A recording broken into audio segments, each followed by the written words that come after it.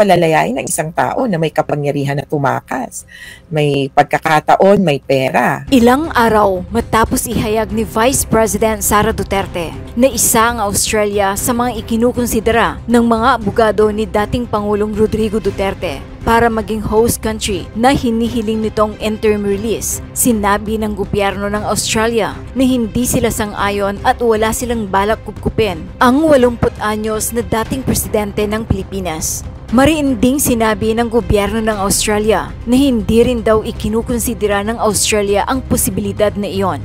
Nang magtungo sa Melbourne, Australia, kamakailan lang si Vice President Sara Duterte para sa isang pro-Duterte rally, ay nabigo siyang makausap si Australian Foreign Minister Penny Wong. Sa isang pahayag sa media, sinabi ng Australia na bagamat alam nila ang tungkol sa aplikasyon ni Duterte ng interim release sa isang hindi pinangalanang bansa, tanging ang International Criminal Court o ICC lang ang magdidesisyon alinsunod sa Rome Statute sa petisyon ng dating Pangulo. Ang Australia ay miyembro ng Rome Statute at isa sa mga panuntunan para sa paggawad ng interim release ay dapat na pumayag ang bansa na pinili para rito. Sinabi naman ng abogado ng pamilya ng mga umunay biktima ng war on drugs ng Duterte administration at assistant counsel sa ICC na si Cristina Conti na sa record ay walang bansa ang nais maging host ng dating Pangulo. Maliban sa Australia ay tumanggi rin umano ang gobyerno ng Belgium na maging host sakaling maaprubahan ang hiling na interim release ni dating Pangulong Rodrigo Duterte. Nagbigay rin ng paalala si Attorney Cristina Conti tungkol sa naging pahayag ng kampo ni dating Pangulong Rodrigo Duterte. Ayon sa kanya, sinabi ng defense team na pumayag umano ang prosekusyon sa pansamantalang pagpapalaya, pero pinabulaanan ito ng ICC prosecutor at humiling na tanggihan ang request. Ang payo namin sa prosekusyon, mag-ingat kayo sa Duterte camp dahil mayroon talaga silang tendency for misinformation. Ani Attorney Conti. Australia is in the list of countries that are considered by the lawyers. Yes, yes, sir. If you can check the ICC website, there is a request for interim release filed by the defense team of former President Rodrigo Duterte. And if you can read through the redacted portions, you can see that there are 2 countries that was named there. And one of the countries committed to helping or to receiving and accepting former President Rodrigo Duterte. I'd like to clarify that the defense team of President Duterte never reached out to the Australian government to discuss about his interim release. There is no application of former President Duterte for interim release in Australia, and the submission of the lawyers of President Duterte, wherein there were 2 countries indicated in the document, albeit redacted, I have to confirm that the 2 countries, none of which is Australia. So I do not know why there was an email from a certain Hasna about the interim release of President Duterte to Australia. This has never been discussed with the Australian government. There was never an application with the Australian government, and there is no intent as well to apply for interim release with the Australian government. Ayon pa kay Attorney Cristina Conti, tila pagtakas ang hiling na interim release ng kampo ni dating Pangulong Rodrigo Duterte na noon pa may hindi na kinikilala ang korte. Mukha siyang tatakas or hindi sisipot sa September 23 hearing. Unang-unang punto ay hindi niya nga kinikilala iyong legitimacy ng arrest, legitimacy ng court. Oo, ito na nga po no, nag-file ang ICC Office of the Prosecutor ng 15-page po pala itong dokumento na ito na ang hinihiling nga po nila sa korte, wag payagan ito pong hiling na interim release ng dating Pangulong Rodrigo Duterte. Medyo madami-dami yung kanilang inilatag ng mga argumento dito. Sinasabi nila posibleng tumakas ang dating Pangulo, makikialam sa mga testigo, gagamitin yung kanyang political influence. Para po sa inyo, gagano po kabigat itong mga arguments na ito at hindi ko na itatanong ang reaksyon ninyo dahil for sure, masaya po kayo maging yung panig po ng pamilya nito pong mga biktima ng war on drugs. Attorney? Oo, DJ Chacha, para kaming nahimasmasa na, okay, ito pala yung totoo. Kumbaga, parang bluff na sabi ng defense, pumayag na, pero ito ngayon nagsasalita yung prosecution, hindi pala sila payag at hindi yun yung napag-usapan. Siyempre, ang punto namin dito ay mag-ingat kayo para sa prosecution, mag-ingat kayo dito sa Duterte camp dahil meron talaga silang, kumbaga, tendensiya na sa disinformation. Kumbaga, ang ginamit ko ng term, mag-ingat kayo ng dealing with the devil. Ganyan yan, kumbaga. At ang warning nga namin, ang susunod na niyan, sabi nga kanina ni Manong Ted, kapag natatalo o medyo dehado, aatakihin mo procedure o yung tao mismo, the personalities, o kaya yung institusyon. Kaya dito sa parang isa to sa mga unang, kumbaga, talo o pagkontra ng prosecutor ng Office of the Prosecutor sa ilalim ni Mangiayen Yang, inaasahan ko na siya naman ang susunod na target. Sa ganang amin, parang sinasabi ng prosecutor, oo, nag-usap kami. May ganun dito sa tono nung kanilang diskusyon na, oo, nag-usap kami, pero hindi kami nagkasundo. Tapos, ang medyo pabor sa amin ay, worried kami doon na parang medyo meron silang pag-okay kapag sa ganitong bansa. May pinapaboran silang bansa, ang pagkakasabi niya ay, dati na kaming may relasyon dito, nagko-cooperate ito at okay naman ang kanyang track record. Kapag pinapasoli na yung hosted na detainee, isusoli naman nila, isusurrender nila. Kaya lang, yung panimula pa lang ng response nila, ng kanilang komento dito, parang nega na nega. Hindi lang basta statement ni Duterte yung binabanggit nila, pati yung aksyon ng mga kalapit niya. Even yung paghambalos o pagdakma ni Hanilet Avancenia dun sa isang pulis, minention ng ICC kasi nung hinuhuli daw si Duterte, hindi pa huhuli ng buhay, parang ganon. Paano na kung kumbaga uulit yun na parang huhulihin ulit dahil naka-temporary release. Marami pang punto yung ICC prosecutor na sa tingin namin, bottom line, kahit pa nakipag-usap siya noon na sige, okay lang naman yung interim release, hindi pa rin siya papayag on a matter of law and principle. Oo, isahin lang po natin yung isa sa mga nabanggit nyo kanina. May sinasabi kayo na wala pang final agreement base dito no sa dokumento sa prosecution ito pong kampo ni Duterte tungkol dun sa proposed country kung saan siya pwedeng ilipat. So, conflicting yung claims. Pagka po may mga ganyan na yun yung sinabi ng depensa ng dating Pangulo, pero ito ay sinasabi ng prosecutor na hindi, wala pa kami na pag-uusapang ganyan. Gaano po kabigat yan, yung argumento na yan, na parang, teka, conflicting, hindi pala yun na pag-usapan? Siyempre, yung pangalawa. Kumbaga, yung pangalawang nag-confirm, yung lagi yung, kumbaga, kumpirmado ba o hindi? Hindi. Oo. Tapos ng kwento, kumbaga. So, as to that fact, palagay ko yung ICC pre-trial chamber, yung mga judges, ang titingnan nila, ibig sabihin, walang agreement. Kasi malalaman mo lang may agreement kung parehong sinasabi Kaya out yung sinasabi ng nauna. Palagay ko hindi naman ito titingnan ng ICC pre-trial chamber na kumbaga nagsinungaling to o ano. Ang punto lang nila, sige, ano ba yung ibang batayan sa batas? Ang kinaklaro ng ICC prosecutor, so si prosecutor, sinabi niya ay, kung mapayag kami pero sa ganitong kondisyones at ganitong bansa.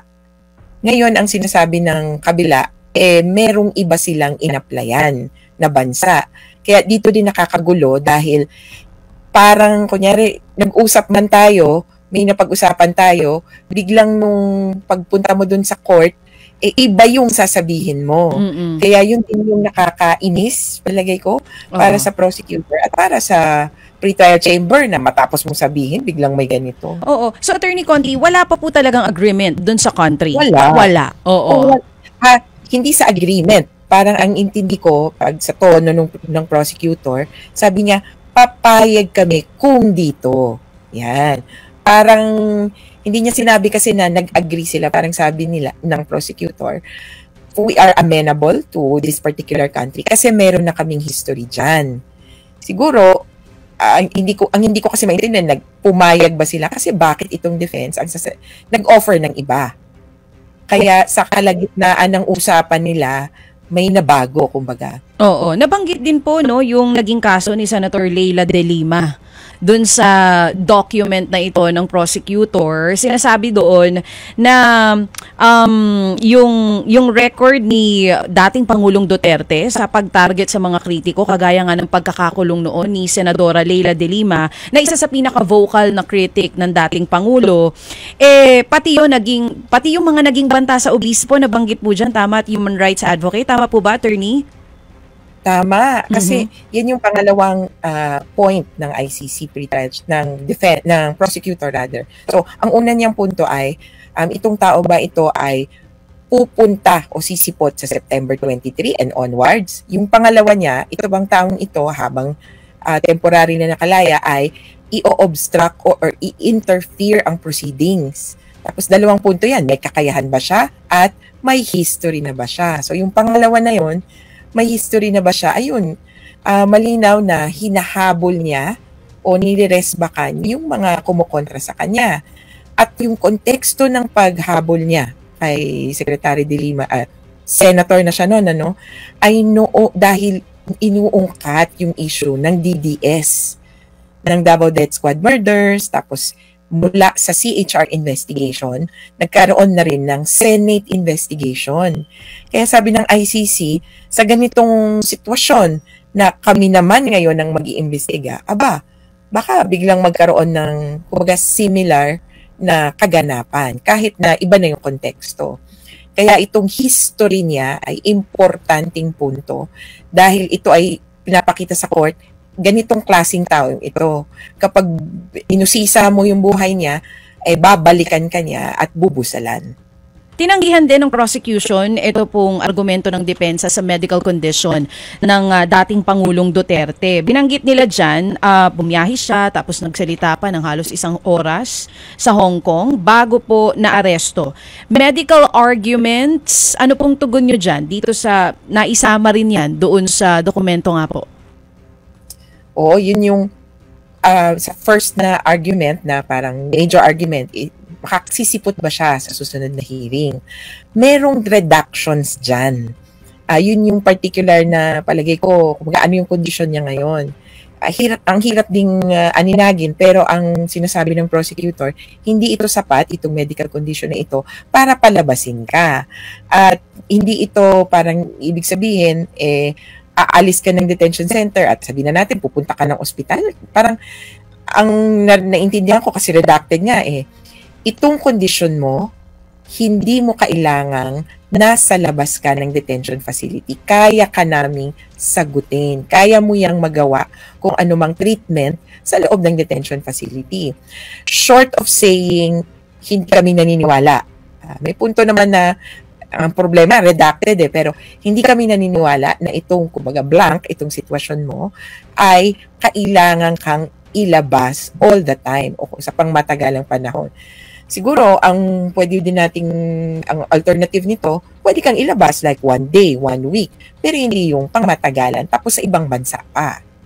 Attorney Cristina, naalala ko nung huli ka namin kausap ni Manong Ted po dito, itong mga arguments, yung iba dito na nasa dokumento ng prosecutor, karamihan dito, yun din po ang punto ninyo kung bakit hindi kayo papayag for the interim release. And you were saying that time na susulat po kayo, gagawa kayo ng paraan para nga po hindi ito mapayagan. Nagkaroon po ba ng pag-uusap sa panid po ng prosecution at maging ng pamilya nitong mga naging biktima ng war bago po inilabas ito? Naku, wala. In fact, iba yung kausap namin. Kasi sa ngayon, ang temporaryong representative ng mga biktima, ito yung parang third group na legal team, yung Office of the Public Counsel for Victims. Kasi habang hindi pa kumpleto yung registration ng mga biktima, sino ba ang victims of the case at sino ang abogado nyo, habang wala pa yung deadline pa kasi namin, August, Office of the Public Counsel for Victims, sila yung kausap namin. Pero hindi ako magtataka na pareho kami dahil pareho naman kami ng tinitingnan na jurisprudence o nakaraang mga pagpapasya ng ICC. At saka ako, common sense. Yung usapin pa lang ng bakit mo palalayain ng isang tao na may kapangyarihan na tumakas, may pagkakataon, may pera. Kaya sabi ko nga, ay buti na lang. Hindi ko inaasahan sa totoo lang na mag-i-issue yung prosecutor ng kaagad ng ganitong response. Kasi wala pang order. Minsan, kami din, naghihintay kami ng order galing sa court na, ito deadline nyo para mag-submit. Pero, ang tingin ko na pressure na din sila dahil sinangkalan sila eh. Sabi ng defense, pumayag na yung prosecutor. At ang comment nga nila nun, we will issue or we will make a submission in due time. Isipin mo yun na parang may ibang tao na nagsasabi, itong sinabi niya. Pero hindi naman totoo. Kaya talagang kung ako ang prosecutor, isasampa ko ito, isasubmit ko ito at the earliest possible time. Oo. What's next, Attorney Cristina Conti, after po nito? Pagpapasyahan na ito, magsasubmit lang. Hindi ko pa natanong sa OPCV kung kailan yung submission nila talaga ng formal sa ICC. Pero yung ipaabot ko din na yung judges kasi retreat, annual retreat sa Nuremberg. Yung Nuremberg, yun yung doon nangyari yung kauna-unahang International Criminal Tribunal. Pinagpasyahan nila yung war crimes nung World War II. Kaya hindi talaga bakasyon, no? Parang refreshing ng kung anong mga napag-aralan. At ngayon, back to business. Pagpapasyahan to siguro in a few weeks. Tapos may isa pang pending na issue. At yun yung jurisdiction, challenge to jurisdiction ng defense. Sa totoo, dalawa ngayon yung pending niya, parehong hinihingi, paglaya. Una, pwede bang palayain nyo? Interim release, buhay pa rin naman. Pagpapasyahan pa yan. Palayain nyo naman ako kasi may ganito akong kondisyones at ako ay, sabi nga ni Sara Duterte, super senior na. Pero yung pangalawa, palayain nyo na ako ng tuluyan at permanently kasi wala namang jurisdiction yung ICC. Itong dalawang preliminary issues ang pending at sana mapagpasyahan yun before September 23. Otherwise, ang isang alternative, pwedeng sabihin ng pretrial chamber, yung jurisdiction, kasi permanent dismissal yun, parang ganun, pwedeng pagsabayin yun sa September 23. At patungkol doon sa schedule ng September 23, may dalawang in between na schedule, July 1 at saka July 4. Para sa mga nakakalendaryo dyan, ilista na po.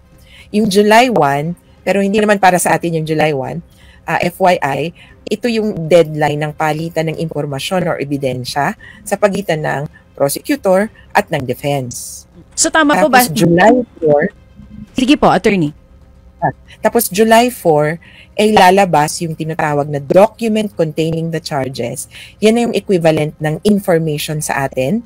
Yung nandoon nakalagay yung sakdal, ano yung kaso, di ba katulad dun sa warrant of arrest, di umano, meron din siyang acts of murder and acts of rape and torture. Hindi pumayag yung pretrial chamber na, hindi sila nakumbinsin na may rape and torture. Murder lang yung pinayagan nila. Dito sa document containing the charges, interesting para sa ating lahat kung murder ba yan, kung ano yung acts pertaining to crimes against humanity.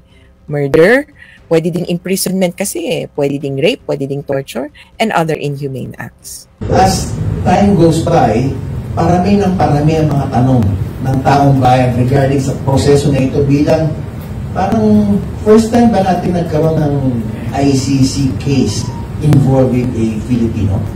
Yes, and first Asian na nakakulong. Naunahan lang tayo ng warrant of arrest doon sa Afghanistan at saka doon sa... Well, unang sinilip ng ICC na Asian country, Afghanistan. Nag-issue ng warrant of arrest or nag-apply ng warrant of arrest sa Myanmar, yung sa president ng Myanmar ngayon, ng junta. Pero, ang unang naaresto at unang magkakakaso na Asian, Duterte.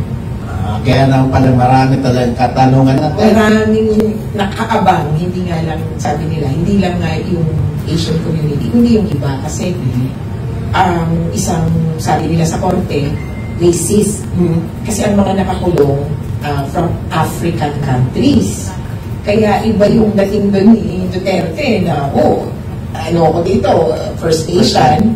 At siguro, first time na kaiba yung luto ng kanin. Kasi sa atin yung white rice, sa kanila daw yung may lentils, gano'n. Pero, ikaw, Atty. Coti, nakapunta ka na ba sa Dahig? Yes po. And nakita mo na yung conditions dun sa, ano nga ulit pangalan ng prison na yun? So, ICC Detention Facility sa Schreiveningen. Schreiveningen. Tulong nga ng dating Pangulo.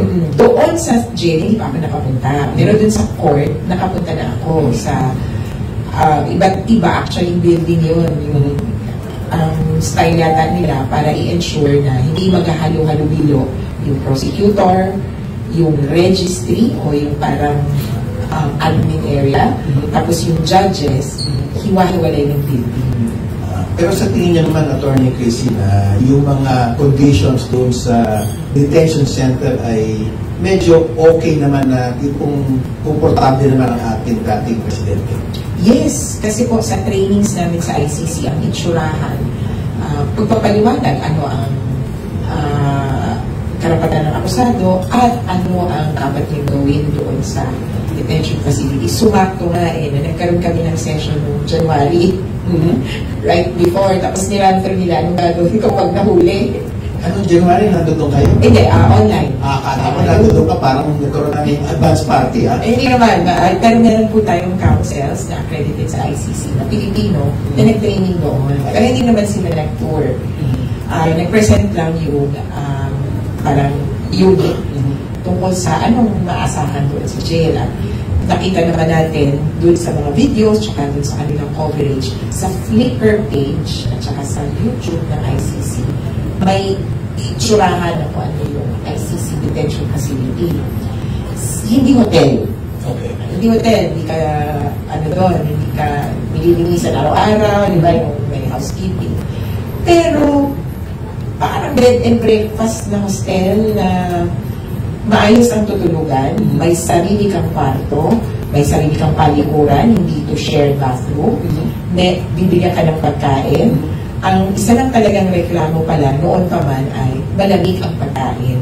Ayun. Kasi malamig doon European din Parang sa kanila sapat na yung cheese sandwich. Parang hindi ba ito toaster? So, yung pagkain, tapos yung ano pwede mong gawin. Meron silang actually access sa library, may access sila sa gym, may access sila sa parang play area, at may access sa intranet. Pero matanong pala, Atty. Chrissy, na sabi mo malaki yung pagkain.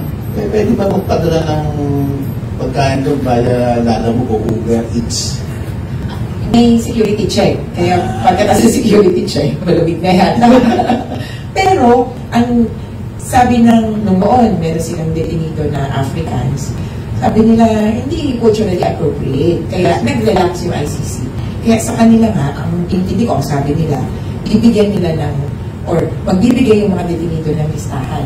So, grocery list for the week. Kani, abigas, isda, ganyan. So, pwedeng magluto. Pwede din magpadala ng pagkain. So, kaya, hindi naman pala medyo nakaka-ape. Ay, hindi mo kawawa. Pero hindi rin komportable todo dahil siyempre nasa isang kwarto ka lang, nasa isang facility ka lang. At ang alam ko parang binigyan na ng extended visitation days ang dating Pangulo. Tama po ba yun? Sabi nila, pwede namang mag-arrange ng gano'n yung ICC. Pero talagang entitled ang lahat na mabisita. In fact, para masigurong mabibisita lahat ng mga akusado or yung detenido doon, kung walang pera para lumipad sa dahig, papamasahihan ng isang tinatawag na trust fund kung walang pera. Pero kung katulad naman ng Duterte family na labas-masok, sa iba na lang natin ibigay yung funding. In your capacity as an advocate and a very active lawyer in cases filed before the ICC, ikaw, Atty. Chrissy, nakikita mo ba na marami naman bumibisita doon sa ating dating presidente? May visibility ka ba kung sino sila, ilan sila, gano'ng kadalas? Wala. Nung nandoon ako ng March. So, nagpunta ako ng March para simulan yung discussions patungkol din sa registration of victims or application para makilala na victims of the case. Doon kami sa court area. Sila doon sa jail. Pero dama ko na sunod-sunod ang mga pumapasok. Tapos, malaking suporta sa labas, kaya hindi makakapasok ang lahat. Limitado yung listahan na pwedeng pumasok. Immediate family, abogado, at parang may ilang kaibigan na pwedeng pumasok. Pero sa nakikita ko, parang hindi lahat ng kaibigan pinayagan ng ICC na pumasok. Yung mga senador, parang hindi nakarating, hindi pinayagan. Kaya, sila ang nag-broker noon. Hindi ko alam kung ano yung arrangement. Pero yung isa pang dagdag, meron silang phone calls. At up to 200 minutes, parang cellphone. Per day? Per month. Per month. 200 minutes per month. Anywhere in the world. Hindi ko magabayan. I see. Na minutes na pwede mo ipatawag doon sa bahay nyo, sa kapamilya mo, o sa abogado mo. Okay. So, ang tanong ngayon, Atty. Chrissy, dahil may nakabimbing ang tawag ko petition or motion na gustong bigyan ng pansamantalang kalayaan or release from that detention center sa ICC. At the same time, meron yatang third country or countries na willing to accommodate, di ba? Maraming nagsasabi na huwag to include that prosecutor. Marami na nagsasabi, sige na naman dahil may hita na yung ating dating Pangulo at marami siguro matutuwa pag makita na binigyan siya ng komportableng or mas komportableng detention sa ibang bansa. Ano ba dapat ang sa tingin na tama at makatarungan sa ganitong klaseng situation? Hindi na ito bago sa ICC na mahingi ang interim release. At pumayag naman noon na ang ICC sa interim release ng isang detenido. Pero may kondisyones. At ang punto din nila, may objective kung bakit nakakulong. At yung objective sa pagkakakulong, natagpuan yun ng ICC pre-trial chamber nung nag-issue siya ng warrant of arrest ng Duterte. Kasi kung tingin niya, hindi ito flight risk. Kung haharap naman ito sa kaso ng voluntarily, invitation or summons na lang ang kanyang i-issue. Pero noong March, nag-issue siya ng warrant of arrest upon a finding that this person might probably flee and not participate in the proceedings. Kaya ganun kaaga, may ganun na finding. Kaya itong interim release, pag a matter of right, babangga na siya dun sa initial findings ng ICC. But at the same time, Atty. Chrissy, yung sinasabi natin na humanitarian considerations, bilang advanced age na yung ating dating Pangulo, hindi ba nabibigyan ng kumbaga pabor or consideration niya? At saka at the same time, Atty. Chrissy, based on your knowledge about all of these proceedings, meron na bang isang tao who is charged with a crime before the ICC na binigyan ng interim release? Meron na. May ilan na binigyan na ng pagkakataon ng ICC na makalaya, makauwi after a warrant of arrest. Pero ang kaso nila ay medyo minor. It is the 5th crime of the court kung tawagin. Yung obstruction sa atin. So, offenses against the administration of justice, Article 70. Pero yung mismong krimen ng korte, crimes against humanity, war crimes, crimes of aggression, genocide, wala pa. So kahit isa, hindi talaga Wala pa binabigyan. Oo eh. Hindi lang sa hindi dahil bawal pwede, he could be the first one. Pero laging merong kondisyones na, ito yung tatlong punto kasi ng ICC. Kaya ka naman nakakulong dahil una, para siguraduhin sisigot ka sa trial. Pangalawa, siguraduhin na hindi mag-obstruct, mag-endanger, sasapanganib yung proceedings, tsaka yung mga parties, including the witnesses, most especially. Pangatlo, kung tingin nila, yung pagkakakulong mo, kailangan ka ikulong para hindi ka nagagawa ng dagdag na krimen. O ipagpapatuloy yung dati mong ginagawa. Yun ang considerations dito kay Duterte, labas doon sa edad niya.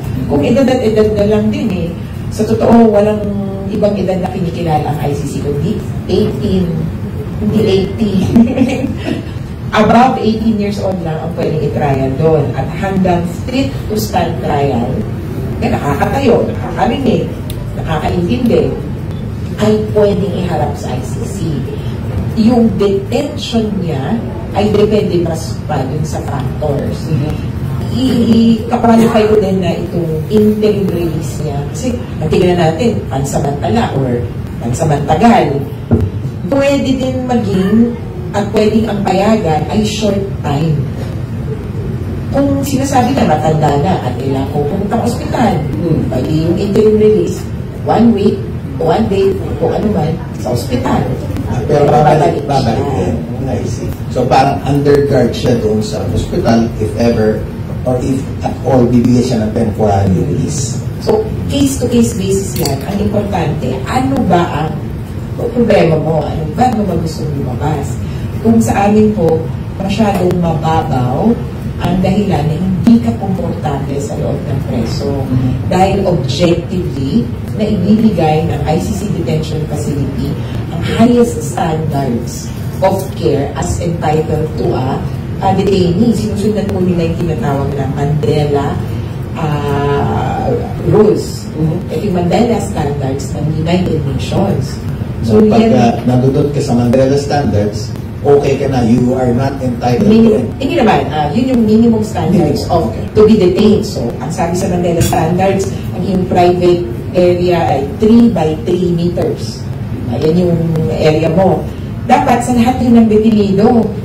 Kaya baka napapaisip yung mga tao na ang nangyayari kasi sa Pilipinas, parang, ano ba, half foot by half foot lang yung personal space mo. Ang sabi ng international standards, ganito. Kaya ihiwalay natin yung nangyayari at nakikita na natin dun sa ano ba talaga ang implement sa ICC. Dun sa pag-file ng motion for interim release, ang pagkakaalam ko, dun sa ating mga news outlet, marami talagang mayroong opposition. One, especially the victims and families of the EJK. At the same time, yung prosecution ba also actively opposing it o parang okay lang sa kanila? Medyo there are conflicting reports about that. Ano masasabi niya? Actually, yes and no. Kasi ang problema natin, maski kami sa victims ko, hindi din-disclose yung redacted portions. Dahil hindi din naman namin kailangan malaman. When you say redacted portions, ito yung mga conditions? Yung redacted portions o yung tinanggal at hindi ipinakita sa publiko sa kanilang request ay saan bansa, ano yung kondisyon, ano yung sitwasyon ni Duterte, ano yung nirereklamo niya o bakit ka. So, ang hirap diba tansyahin kung hindi mo alam yun. Pero sa bahagi namin, yung kondisyones na yung binalik mo kanina, yung qualifications kung bakit ka ikukulong, yung mga yun ang sinisilip namin. At yung pangalawa, obstructing or interfering with the processes, mukhang dun kami kinakabahan dahil may kapasidad siya, may kapangyarihan, at may history, may kasaysayan yan ng pag-obstruct o isa sa pangalib niya, yung proceedings, lalo na yung investigation laban sa kanya. Nilagay nga na example ng ICC prosecutor sa papel nila.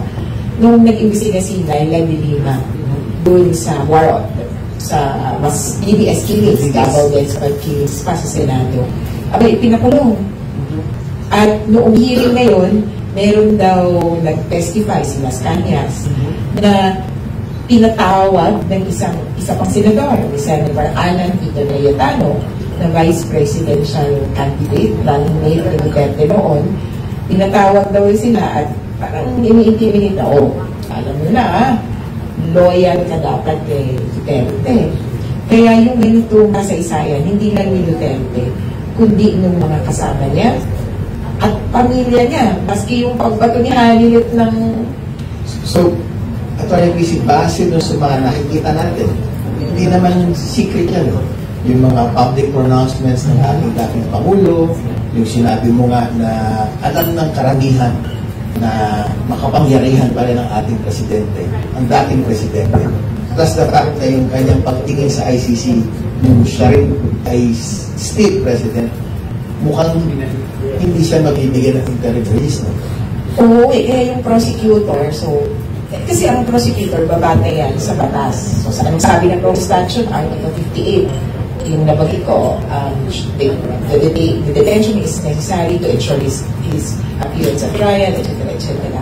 Nahit yung he will not appear at trial, he will obstruct and interfere, and he will possibly commit additional crimes. Pero, of course, in consideration of humanitarian condition, sabi ng prosecutor, at ito ay nasa huling bahagi, pwede namang pumayag siya at nag-usap sila. Pero ang arrangement sa isang particular na bansa, nasabi ng prosecutor, may tiwala kami yung ICC.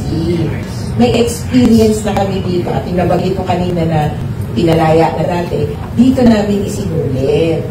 Cooperative itong bansang to. Pero nung nag-request si defense, na iba. Nag-usap sila na sa ganitong bansa.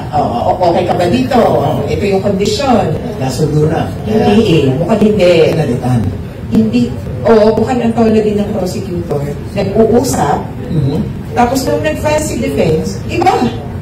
Akala ko ba? So, palagi ko may kagulatan din. Tapos nahirapan ako para sa defense na ang binabagi ng prosecutor ay nag-usap tayo in good faith. Tapos gano'n ang ginawa. So, in other words, parang initially, walang opposition si prosecutor dahil doon na sa supposed usapan na itong bansa na ito, pero nung nag-file, nag-upusa siya. Kasi mukhang outside of our gentleman's agreement, so to speak. Kaya, nahirapan din ako para sa depensa kasi ngayon, parang tainted na na magiging usapan kasi akala ko ba maayos na yung nag-uusapan. Atty. Chrissy, nakita naman natin sa video kanina and it's not secret na yung ating VP, yung anak ng ating dating Pangulo, parang meron siyang international campaign to drum up support. Alam naman natin ang pangalan ng Duterte still holds that political influence. Paano kaya maapektuhan itong international campaign na ito dahil napupunta siya sa iba't ibang bansa, marami naman nagpupunta, maraming sumusuporta doon sa kanilang kahilingan na bigyan ng interim release. Ano sa tingin mo yung effectiveness ng ganitong campaign? Legally, walang epekto yan. Kasi ang ICC, hindi counted ang audience impact sa pagpapasya niya sa interim release. Batay lang talaga yun sa batas. Ang posible, remote probably na impact ay baka may makubilising bansa na mag-host. Sa ngayon, hindi pa tumutugon yung sabi ng defense, merong pumayag na bansa. Hindi pa nagre-respond, hindi pa sumasasagot. Kaya mapapaisip rin ako, baka mamaya. Kung mapapatanong ka, baka naman hindi rin totoo. Baka, kasi nangyari sa prosecutor, baka mamaya hindi pa rin pala sila sarado. So, hindi pa sumasagot yung receiving state. At palagay ko, dun sa tono ni Sara Duterte, naghahanap pa. At yung ano daw, kinukonsider, kaya yung nasa Australia siya, kinukonsider daw. Kung ano't ano man, yung tinatawag na Assembly of State Parties o lahat ng member state ng ICC ay pwedeng mag-weigh in at sabihin, sino sa atin ang mag-host dito kung sakasakali. kailangan lang maging malinaw at ito ang mas importante kaysa sa mensahe. Kondisyones. Paano pag sinabi ng ICC, iharap mo sa amin yan to show proof of life? Or, mabilisan, dapat ilipat mo yan ngayon. Pero ang nangyayari na ito, kung nasa third country siya, nasa detention center din ba siya? O malaya siyang umiikot, let's say, kung anong bansa man yun? Depende din yan sa kondisyones. Kaya yun yung mga dating nakalaya, hindi sila sa detention facility pumunta. Kumbaga, sa parang normal na bahay, at nagkaroon lang ng limitasyon dun sa movement, isusurrender ang passport para hindi makagala-gala. At siguro may isang limited space na pwedeng puntahan. Kung hindi village, basta lang masigurado, hindi nakakas. Some technical questions muna, Atty. Crisia. The fact that the defense already filed this motion for interim release, they could no longer question any jurisdiction. Wala na yan. Pasasin na yan. O tuloy-tuloy pa rin. Hindi. Tuloy-tuloy pa rin. So there are two pending issues in the ICC. Sabi nga namin, which point to, palayain ako, whether temporary or permanently. Temporary sa interim release. Although sabi nga ng iba, that's recognizing the legitimacy of the court. Because daan ka kukuha ng, ang tawag natin, affirmative relief. Na palayain mo ko kasi ikaw may kapangyarihan magpalaya sa akin. Pero sa labas nun, talagang may question naman sa jurisdiction of the ICC. Kasi tama ba yung paghuli sa kanya, tama ba yung detention? Issue pa rin yun. Kaya dalawang pending issue ang, kumbaga, nakaharap doon sa pre-trial chamber. Yung isa, interim release, urgent. So palagay ko, next few days, next week, meron yan. Pero yung challenge to jurisdiction, walang otoridad yung ICC kasi late nakapag-investigate. Sabi namin, ayon sa rules, pwedeng magpasyahan before, pero may option din na pwedeng magpasyahan sa September na iti-table. Kaya, depende yan sa kung gano'n ka-cloud yung brackets nito. So yung mga, kasi nagkaroon ng press conference sa DOJ, sabi nga ni Secretary Remulla, the department is ready to protect the witnesses available. Parang 3 o 4 na yatang ready sila o pinaprotektahan. But at the same time, mayroon na raw umatras. So itong mga, this stage of the proceedings na magkakaroon ng mga witnesses, medyo matagal pa. Kasi matagal pa yung laban, ika nga. Kay Duterte, may kaso na. Pero tuloy pa rin yung investigation sa Philippine situation. Medyo kakaiba to sa nangyayari sa atin, diba sa atin? Pag may akusado na, tapos na investigasyon, hindi. Tuloy-tuloy ang investigasyon, kaya ipapaalala ko rin na posibleng may iba pang hulihin. Hindi pa isinasara yun. Kaya talagang tuloy-tuloy ang reception of evidence. Kay Duterte, posibleng talagang matapos na yan ng July 1. Disclosure of evidence in preparation for September hanggang next week na lang. Kung sakasakali ito ay Crisia na bumalik ang Pilipinas at mag-sign up and we want to be part of the ICC again. Kasi parang nabigyan ng hints ni Yusek Claire Castro yun will this solve this question on jurisdiction? No. Because the question of jurisdiction and exercise of jurisdiction depends on, kumaga, ang sabi nila, we did not properly exercise it at that time. So, bukas yung feeling na wala tayo sa jurisdiction. Pero ako, I will support yung babalik tayo sa ICC. Kasi alam niyo kung sino naproprotektahan doon? Simpleng mamamayan. Kasi ang nakakasuhan naman sa ICC, hindi mo naman dyan dadalhin yung kapitbahay mo na panggulo eh. Ang dadalhin mo dyan yung makapangyarihan, yung mayaman, na talagang crimes against humanity ang krimen. Kaya dapat na-supportahan niya ng Pilipinas at dapat mag-cooperate tayo sa protection ng mga witnesses. But could you know, Atty. Crisia, close to 300 countries around the world, ilan ba talaga ang member countries ng ICC? 125. Posible maging 124 kasi umatras yung Hungary. Pero hindi pa na isasubmit yung papeles yata. Ang huli kong rinig, di ba may Senate, dumaan na ng legislative, at kulang na lang yung parang papel. May mga proseso din. Inisyo nga sa atin yan, bakit daw hindi umuo yung Senado. Pero anyway, 125, or 124. I see. Okay. Before I open the questions to the media, no, isang tanong ko lang dahil yung ating dating Pangulo na ano nga uli yung prison? Well, detention facility. Detention facility. Sa Schreiningen. Schreiningen. Kahit pa paano, kahit nandun siya, nanalo doon sa eleksyon bilang mayor ng Davao City. Hindi ba magandang dahilan na bigyan mo pa ng konting release dahil binoto ako, I need to perform my duties because the city residents of Davao City elected me to fulfill a function as city mayor.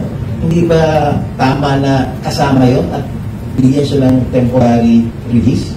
Ako baka lalong hindi payagan. Kasi dahilan para hindi sumipot sa hearing. Kaya importante yung salimbayan ng anong dahilan mo, anong kondisyones mo, at saan ka pupunta. Kasi ang isang malinaw, mukhang hindi siya papayagan bumalik ng Pilipinas.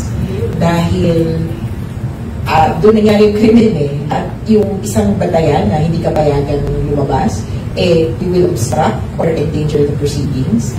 All too real if you are present at the quote-unquote scene of the crime. I see. Ay, nako. Alam mo, Atty. Chrissy, kung we have the luxury of time, kahit mga 3 araw tayo dito mag-usap, marami akong tanong But I will allow our media to present their questions. Please identify yourself and present your question directly to Atty. Chrissy. Thank you, Atty. Fred. Is po ang balita natin ito si Atty. Conti.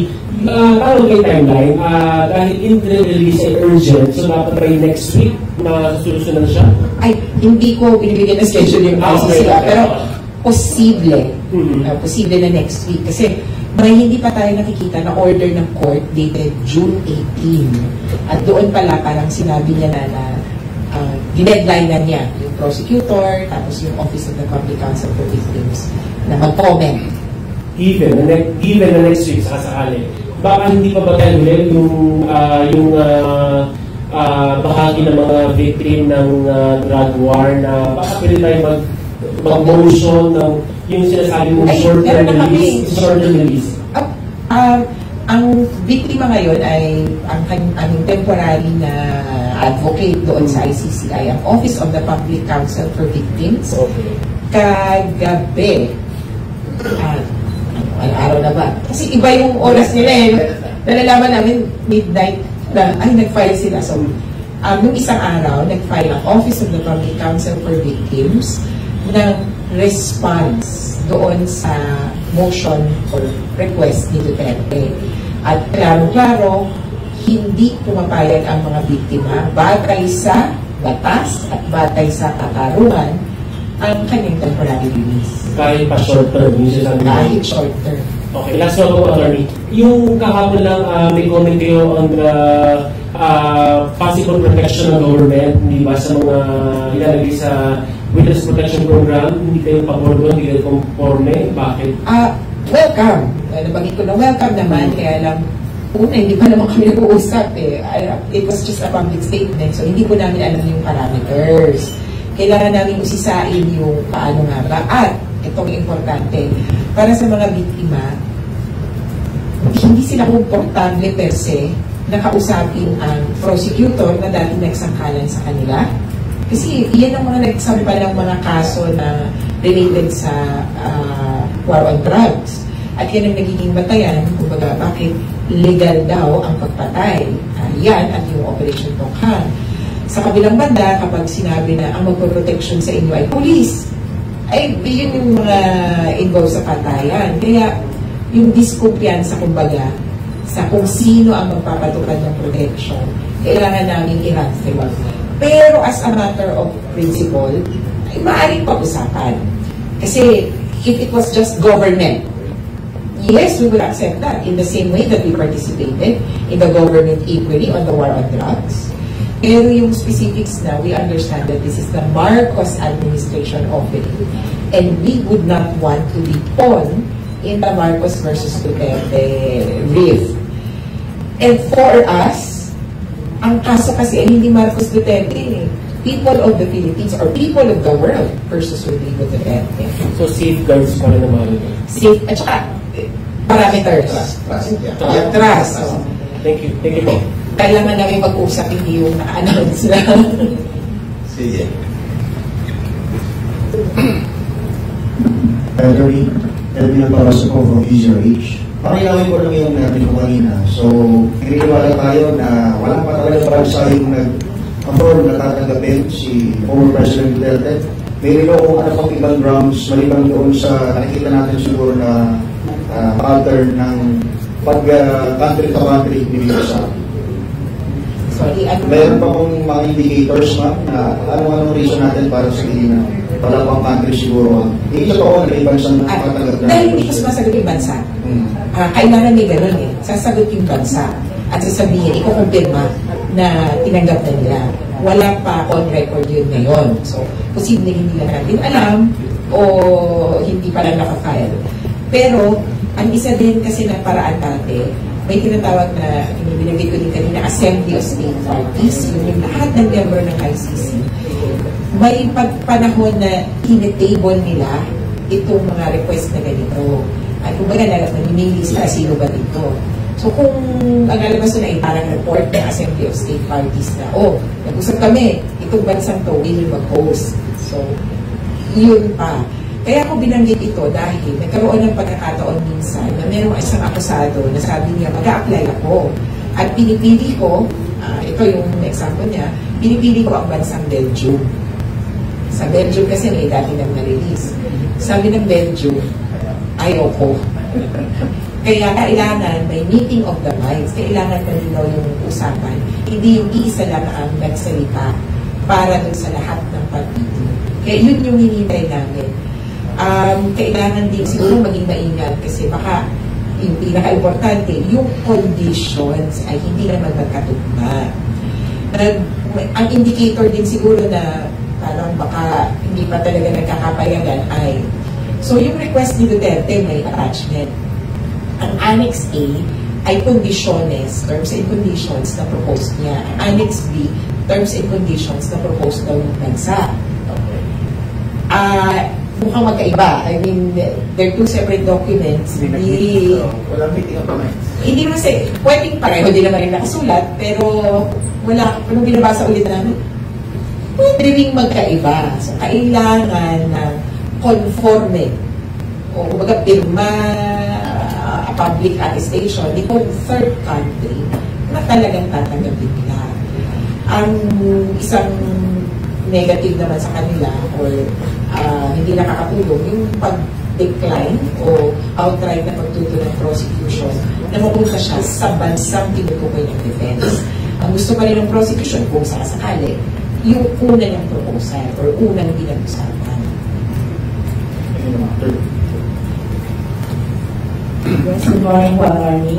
I'm Sala Shinterwebe from Runda, Pilipinas. Ang mga tatanong ko lang po is doon po sa mga victims natin na yung talaga nag-push po ng case against President Duterte. Always kasi sinasabi, gano'n din po si Senator Iza, na sambayan ng Pilipino at papaano yung mga biktima na doon sa AGA na sinasabi nila. Ang tanong din po ng kasambayan ng Pilipino at ng County. Paano naman po yung mga innocent biktima po ng mga drugs, ng mga adik umaga, katulad ng sa pinsan ko, di ba? Ang anak ko niya ay biktima po ng adik. So ang tanong natin, ang sinasabi, paano yung mga biktima ng mga adik? Paano naman po yung biktima ng mga adik ng mga bata na inosente? Paano naman po yun?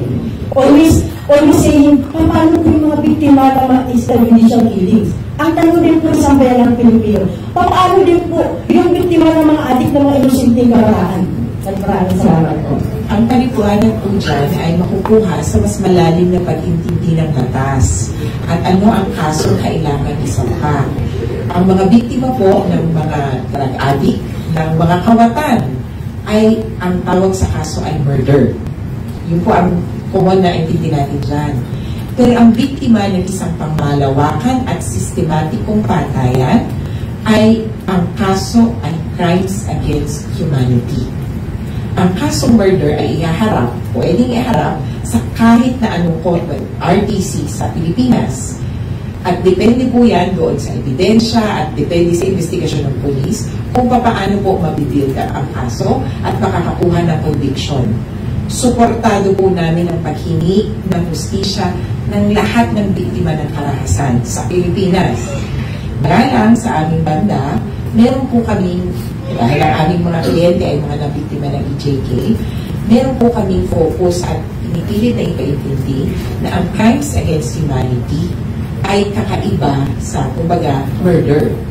Ang widespread and systematic attacks on the civilian population ay nakabatay po sa RA 9851 at saka sa Rome Statute. At ang definition nito ay mas matinding atake. At itong klaseng atake na ito, ang focus ay hindi sa patayan, kundi sa pag-uutos. At ang mastermind, punta naman po tayo sa kaibahan ng dalawang klaseng krimen na ito. Ang mastermind o ang gumawa ng patayan ng murder ay yung drug addict, lako sa droga o talagang masama lang ang karakas. Ang kanyang pagpatay, depende sa konteksto, ay either 1 or 2 or 3 incidents tied up by probably 1, 2, or 3 criminal intent. So, kung ang ano niya, papatay siya ng ngayon, tapos bukas ulit, tapos sa isang araw ulit.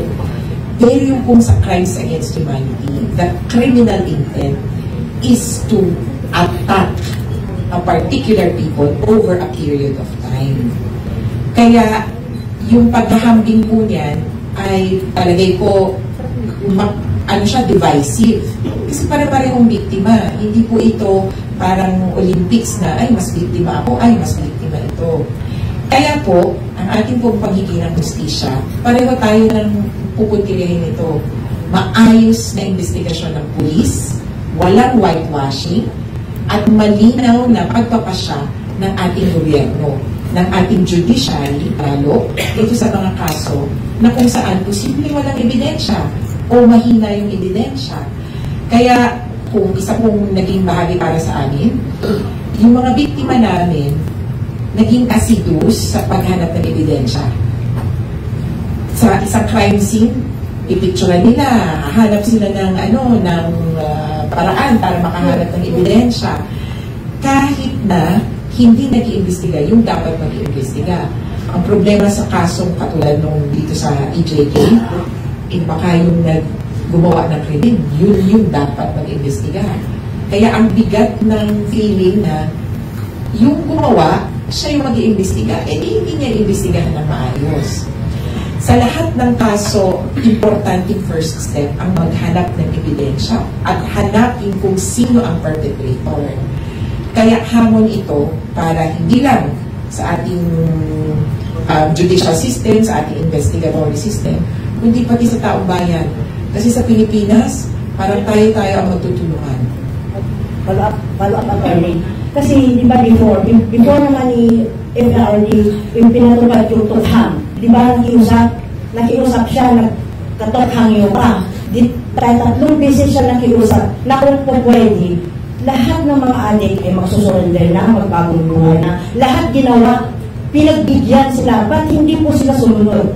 So, ang ibig ko lang sabihin is, hindi naman nagkulang ng paabiso ang gobyerno. At that time, para hintuan po yung kanilang bisyo. Pero tuloy-tuloy sila. What did they do? Aasahan naman ba natin kung kailan sila magbago at marami din po sila mabiktima?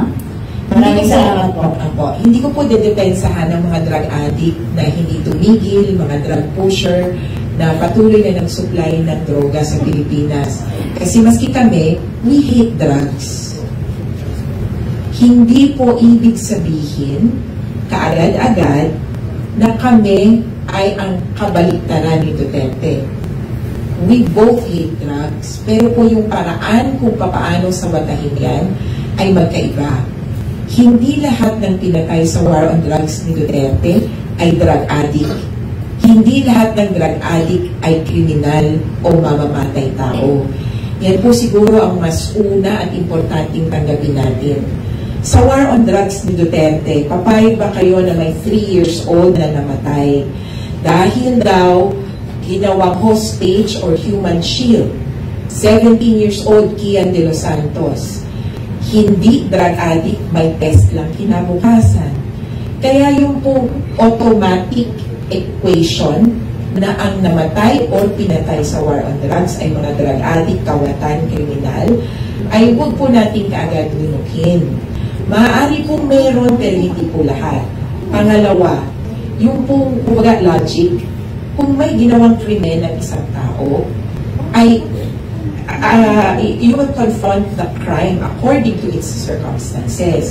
Pero hindi po katanggap-tanggap ayon sa batas na mag-iimbento ka ng ebidensya. Kung sinabing may hawak na droga in possession of drugs, meron niyang standards. Hindi pwedeng yung plantahan, tapos sasabihin ay ganon. Kung nanlaban, kailangan po ay ma-set out yung circumstances. Pero sa marami po namin kaso, mukhang gawa-gawa yung ebidensya o planted.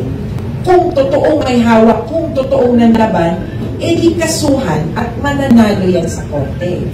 Ang naging problema, naging shortcut at naging parang automatic na dahil yan ay drug addict, dahil pinaratangan ko, wala pa ng ebidensya, yan ay nanlaban, kaya napatay doon.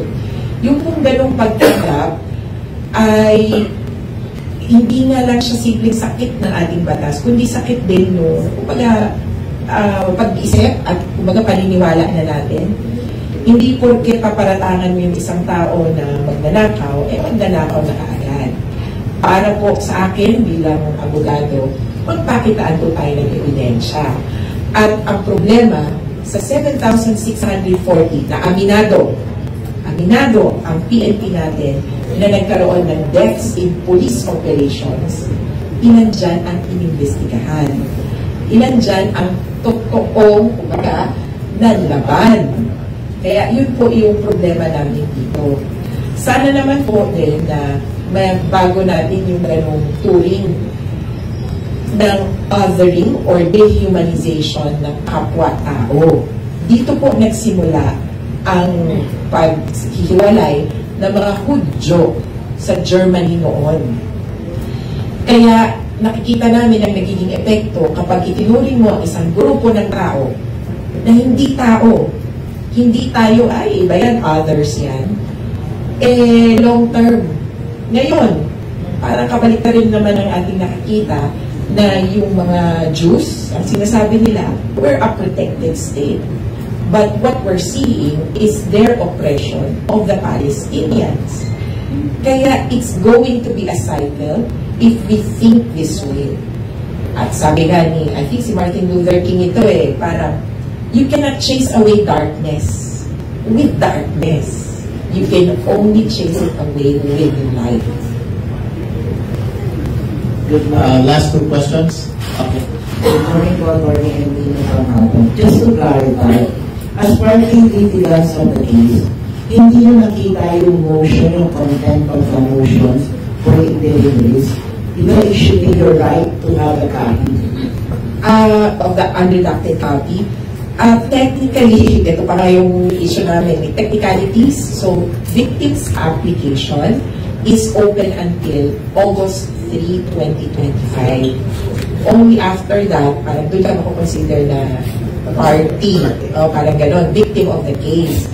Kaya, meron kaming representative, yung Office of the Public Counsel for Victims, siya yata nakita niya. Dama ko nag-uusap kami, sabi mo naman, hindi niya pwedeng sabihin because of security considerations. Hindi din po ito simpleng security considerations lang ng witnesses, ng victims, consideration for the suspect, Duterte, his family, and so forth. Kaya, yung redactions, hindi namin ipinipilit na alamin. Although, syempre, magandang alam namin yung kondisyones kasi posibleng it's for our own good. Kumbaga, hindi naman kami ang mag-ensure na sisipot siya sa hearing. So, hindi rin namin nakikita o hindi rin namin ipipilit na makita namin kasi posibleng may security considerations na namin. Another thing, yung warrant of arrest niya yung pagkakaalis sa may Duterte, it takes years para ako ma-implement at mailabas.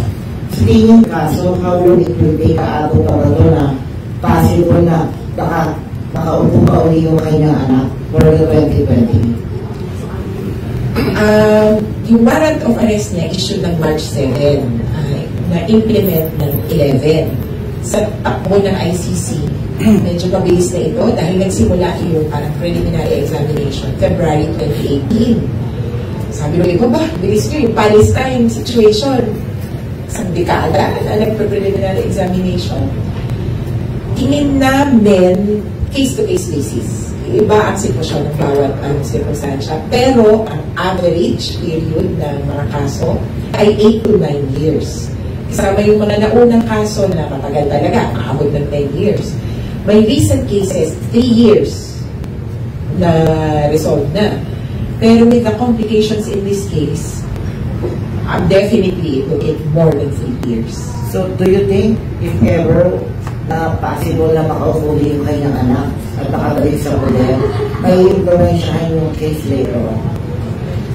I would not like to concede the presidency of Sara Duterte because that's too far off. Many things could happen.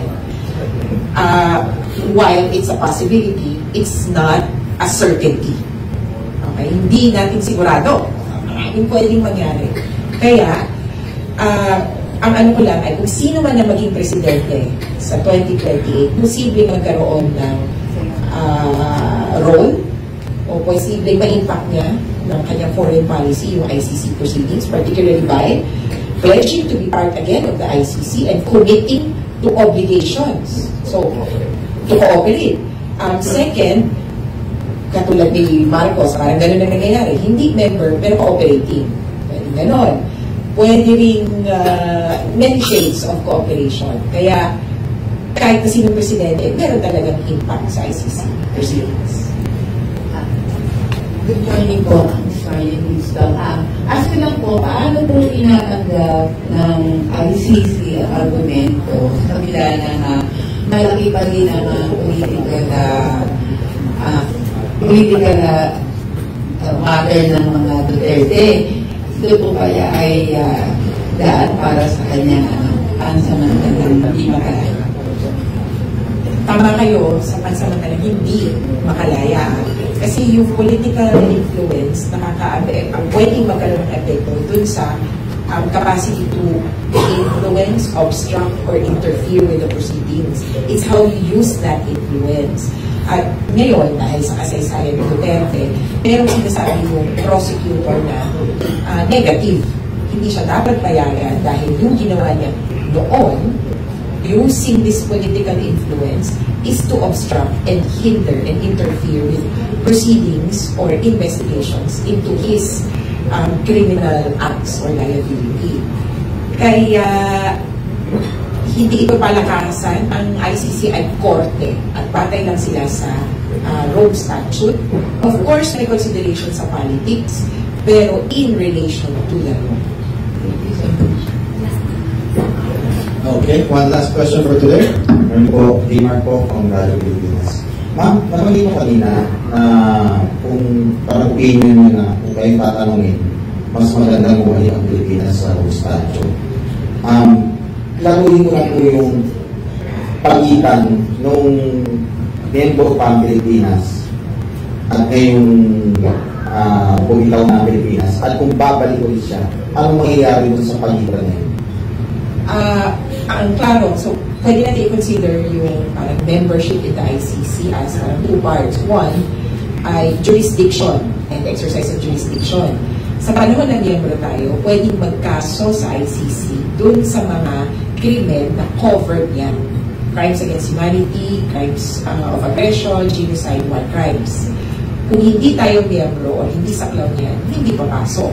Kaya, example, yung mga di umano patayan na related pa rin sa war on drugs or yung DDS killings sa Davao noong 1980s, diba? Hanggang early 1990s. Merong nangyari dyan. Hindi naging saklaw o hindi papasok sa ICC investigation investigation dahil hindi tayo miyembro ng ICC pa. 2011 na nag-start, kaya may ganun cut-off. Pero on the other hand, ang pagiging member ng ICC, meron parang obligasyon what to do. Labas dun sa kasuhan, as a member state, actually isang una ay to follow orders of the court, including warrants of arrest, including orders to protect witnesses or cooperate with investigations. Kaya yung portion na yun, at the time that you are a member, agad.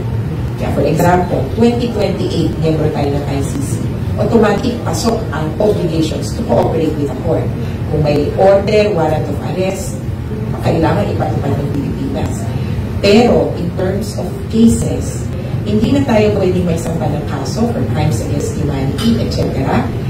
that were committed between March 2019 and the time that we became a member again. So kung ngayon, may nangyaring krimen, kasamaan, na aabot sa kaso, sa level ng crimes against humanity, hindi tayo makakanulog sa ICC. Kaya, sabi ko na, kunyari, sinabi ng ibang supporter ni Duterte, yun yung isa kong nirebat na, kasuhan nyo si BBM kasi may nangyayaring patayan pa rin naman. We agree. May nangyayaring patayan, pero kailangan aralin kung ano. Pero out na ang ICC bilang option kasi hindi na tayo member. Wala na silang jurisdiction at this point. Pero ang positive naman dyan, meron tayong local crimes. RA 9851 na pwedeng gamitin para kasuhan kung sino man ang nagkukomit ng ganito katinding kaso sa ngayon sa Pilipinas. Pero positibo yung pagiging member din ng ICC para ipakita na committed tayo sa international legal order na pwede tayong dumulog sa international community kung may magiging problema. Okay. Nako. Maraming salamat sa inyong pagdalo, Atty. Crisy. Doon sa ating tanong ng aking producer dito, people power ba ang sagot sa pagkalaya kay Duterte? Nasagot nyo na. Wala pong impact yan dahil ayon na kay Atty. Crisy, walang audience impact pagdating sa mga kaso sa crimes against humanity. But at the same time, yung tanong ko na nakatarunan ba, tama bang bigyan ng interim release? I think, doon sa ating mga listeners, it's not about being pro or anti-Duterte. I think you will look at it from the angle of justice. Kung ikaw ay talagang nagkaroon ng kasalanan, panagutan mo. Kasama yung pagkulong o go temporary, kasama mo yung ituloy yung proseso na husgahan ka, guilty or not guilty. On the other side, you can say, well, mercy. Dahil may edad din ating dating Pangulo, mahina yung katawan, hindi naman siguro aalis, pero pagbigyan na lang natin humanitarian considerations. So justice and mercy, but what is more important, at least in this show, is we have this element of grace. That somehow, whatever happens, there is that unmerited favor from our Almighty God na kailangan tanggapin na lang natin kung ano man magiging consequence because He knows what is best for us. So with that, thank you for... Pero may ko. Sige, go ahead. Alam niyo, hindi kami ultimately na parang sarado-sarado, dapat di makalaya yan kasi alam niyo, kung payagan siya, contrary sa aming paninindigan, magagamit din po namin yan na parang president o dahilan para ipanawagan ng paglaya at iba pa po matatandang nakaliit dito sa Pilipinas. Marami po kaming kliyente. 83 years old si Tatay Jerry. May 74 years old. Meron na akong kliyente, may cancer, hindi nakalabas, namatay. Gagamitin po namin yan na matayan din dahil ito pala ang standard para sa international community. Sana sa Pilipinas din ma-implement. I think it can be done, except that in this particular situation, medyo mas mahirap dahil there are too many elements that will have to be considered and not just health considerations.